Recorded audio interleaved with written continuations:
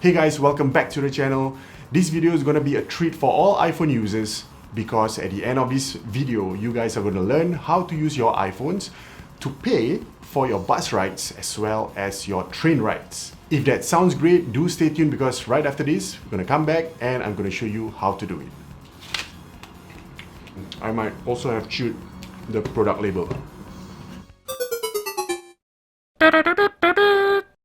This video is just for iPhone users. For Android users who wants to know how to use your phone, your Android phones, to pay for buses and trains, the video link is right above here. Just click on it and you'll learn more on how to do it. So the iPhone, how do you use the iPhone to pay for your buses as well as your train rides? Simple. All you need to do is set up your Apple Pay and then you're good to go. Once you've set it up, just unlock your phone and tap on the E-zlink terminal. The E-zlink terminal will charge your bank card that's linked to your Apple Pay, and that's it.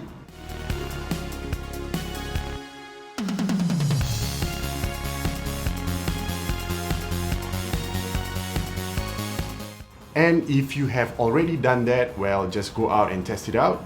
Just give this video a like, subscribe to this channel, and hit on the bell notification button. If you have not set it up, well, follow through because I'm going to show you how to do it. What do you need? You need, of course, your iPhone. Do check your iPhone. Make sure it is running on this iOS version. Secondly, you need your credit card or your debit card. It doesn't matter if it's Visa or Master because you can use both. Right? Initially, it was just Master, but then they thought, hey, why not bring Visa around so we both can have a bigger party, probably. Okay, first, look for your Apple Wallet. Hit it up. Alright, you can see there's an add card over here. Just press it. Press continue. There are two ways to do this. Either you can scan your credit card or your debit card with the phone because there's a scanning feature. If not, you can add the numbers manually. The numbers meaning the numbers on your card. The security code is the 3 digits at the back of your card. Do type that in. You will then have the option to edit the name of your card. For me, well, yeah, I just leave it as it is. And then I put next. It will then take you to the card verification page. Just text in your number. You will then get a 6-digit passcode which you need to enter here.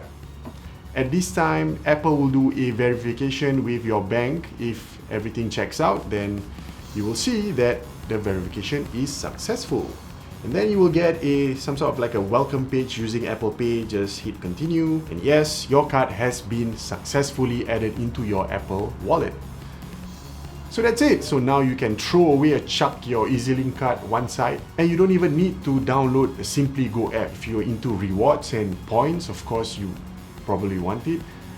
For me, not so much. Alright, I hope you guys love this video. Do hit the like button, subscribe, and hit the bell notification button. Stay tuned for the next video. I'll see you in the next one.